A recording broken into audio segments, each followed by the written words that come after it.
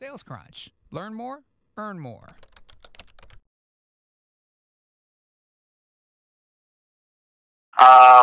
So rapport basically eliminates that distance. You want to close the gap, close the distance between your two realities, and rapport eliminates that distance. Now, why does real rapport work so well? What does it do?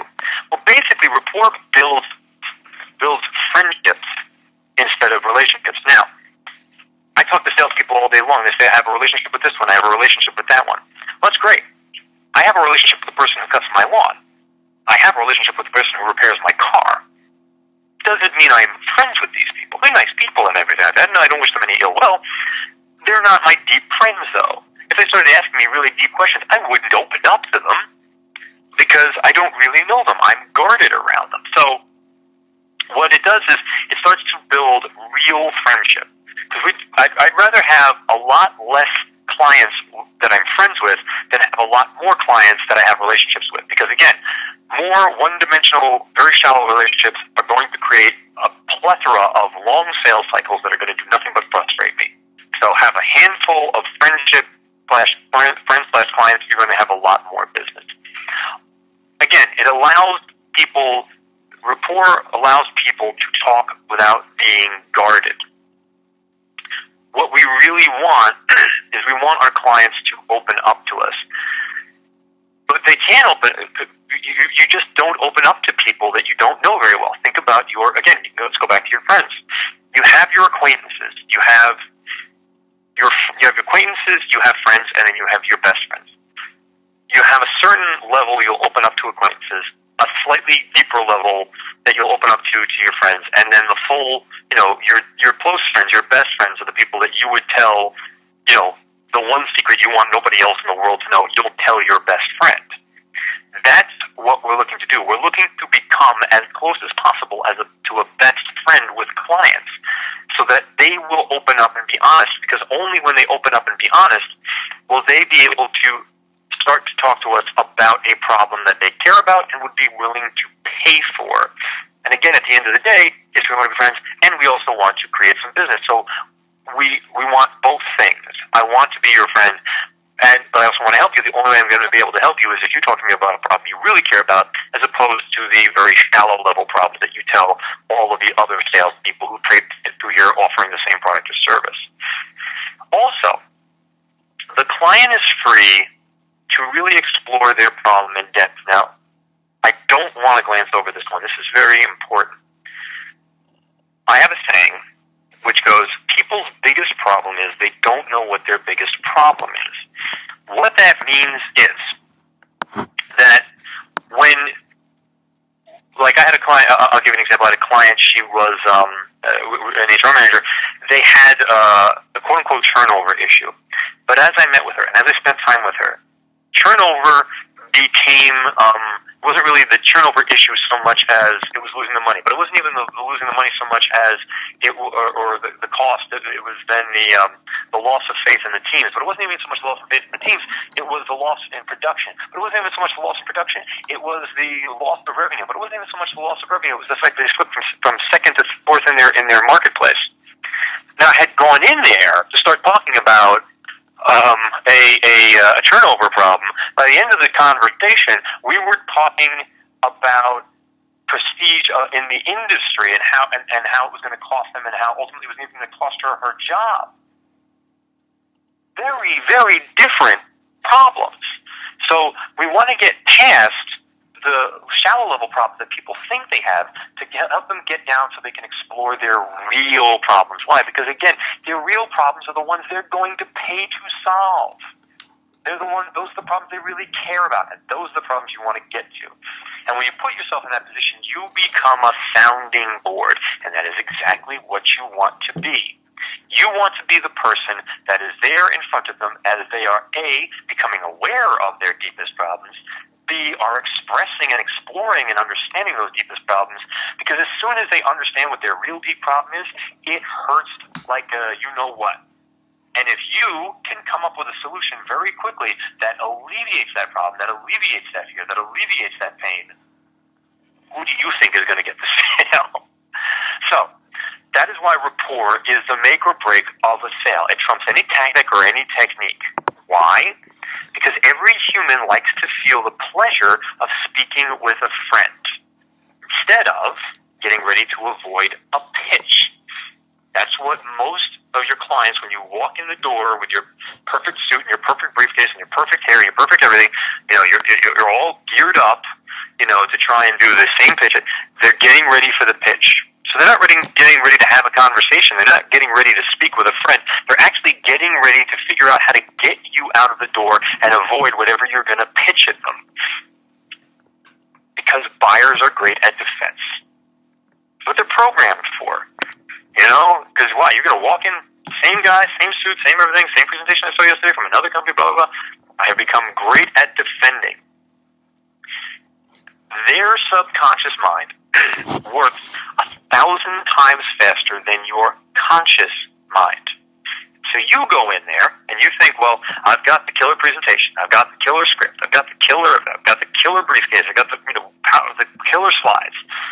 The fact of the matter is, their subconscious, no matter how perfect and planned out you think you are, their subconscious is still working 1,000 times faster than your planning, your conscious, and everything like that. The ultimate BS detector.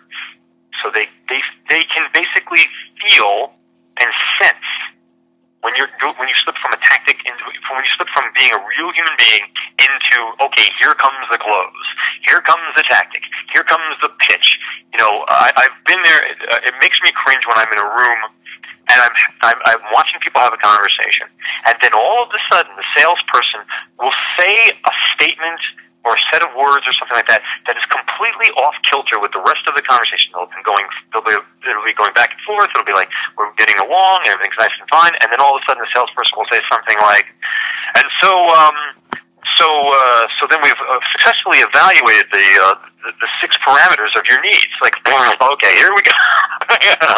We just broke rapport, and people see a mile away. As soon as it happens unconsciously, even though consciously they may not pick up on it, unconsciously they sense it, and they know the pitch is coming because they feel the disconnect in your voice. They feel the disconnect in the flow of the conversation, and they feel, because they sense the disconnect in your voice, they know that disconnect is inside you, which if you are disconnected, then you are disconnected from them. After all, they didn't get to be high-end buyers by accident. They have trained their guts to be able to feel BS artists a mile away. So, again, we don't want to slip into that frame here.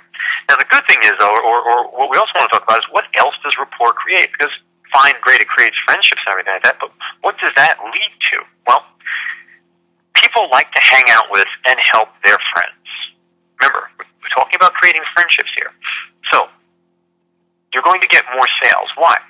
Because if you're my friend, and I have the ability, the power, as it were, to spend time with you. Now, I want you to think about that very carefully. Not just buy from you. If you're my friend and I want to spend time with you, I'm going to find reasons to get your ass, excuse my French, to get your ass back to my office to hang out. So I'm going to give you more sales. You're going to get bigger sales. Why? Because if you're at my company, you're spending time. You're probably going to pick up on other issues, other problems that are going on. And you're going to see bigger, better ways to help me, to help my company. Good. So you're helping me, but you're also helping yourself by getting bigger sales. And third, you're going to get more referrals. Why? Because people like their friends to be friends.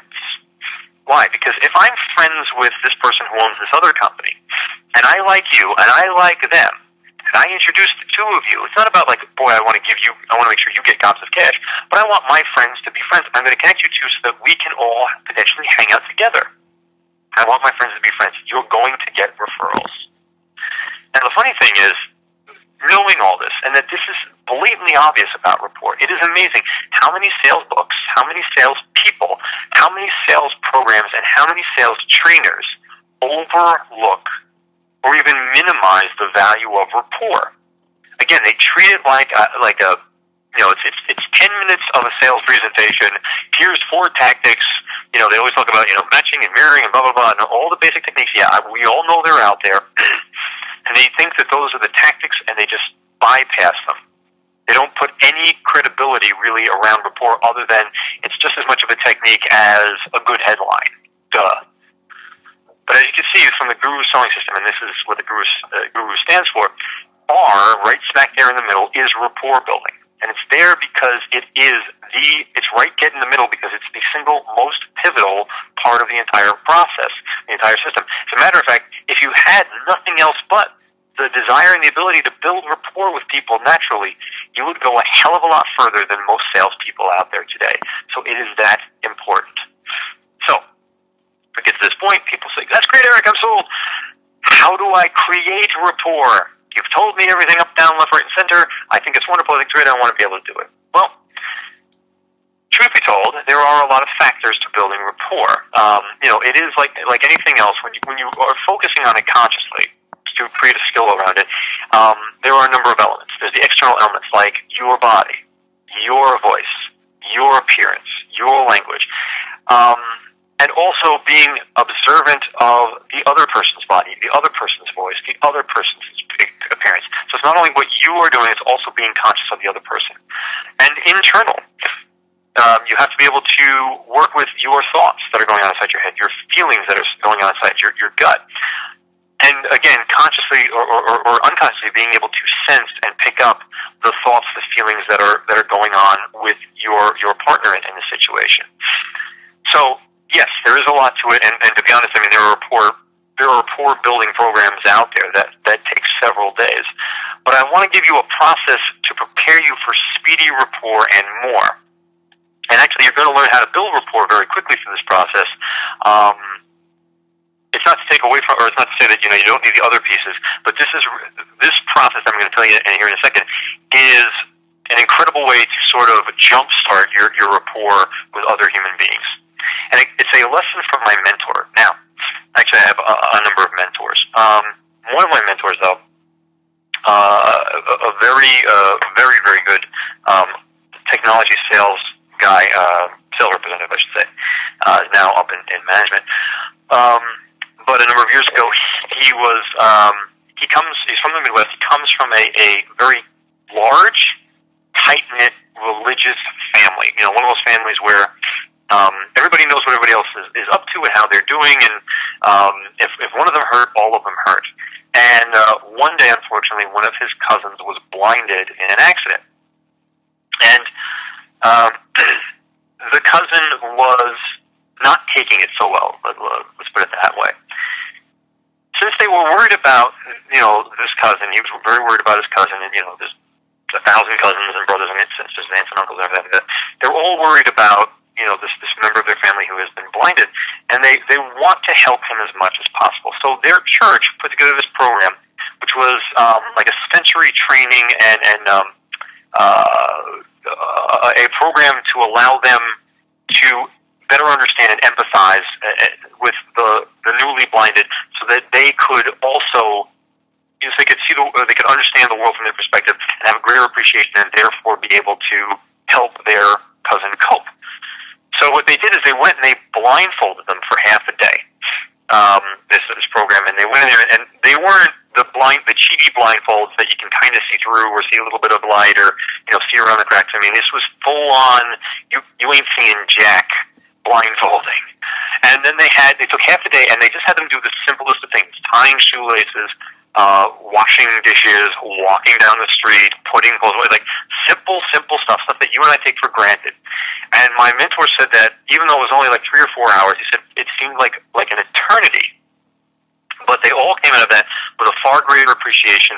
They were able to empathize and work and communicate better with the cousin who had been blinded. Thankfully, he had gone into a depression. He came out, from the love of his family, and everybody is doing okay. Now, what happened was, though, that after this program, my mentor had an idea, and he said, this kind of going into this other person's reality for a while allowed me to have a far greater appreciation, and the way he interacted and everything with his cousin changed, and everybody's way that they interacted changed. And he took this same technology back and started using it himself with his with his clients. Now, he taught it to me. I will be honest. I took it. I've added to it. I've tweaked it a bit, and I call it